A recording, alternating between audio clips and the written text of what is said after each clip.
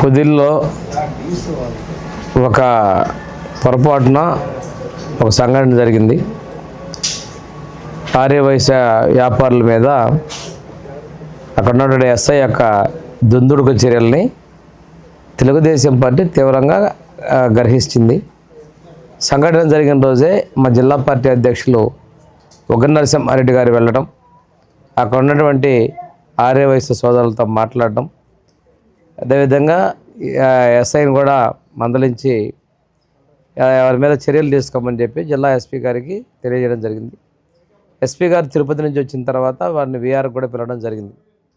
ఆ రోజు మా శాసనసభ్యులు నారాయణ రెడ్డి గారు కూడా అందుబాటులో లేనందునే ఉగ్ర నరసింహారెడ్డి గారిని పంపించాం. ఈ విషయాన్ని తెలుసుకున్నట్టు మా హోంమంత్రి గారు అనిత గారు బాధిత వ్యక్తులతో, తండ్రి కొడుకులతో కూడా మాట్లాడడం జరిగింది. దీని విషయంలో నిన్న ఆర్యవైశ్య సోదరులు నిరసన తెలిపారు. తెలుగుదేశం పార్టీ మీకు అండగా ఉందనే విషయాన్ని పార్టీ తెలియజేయడం జరిగింది.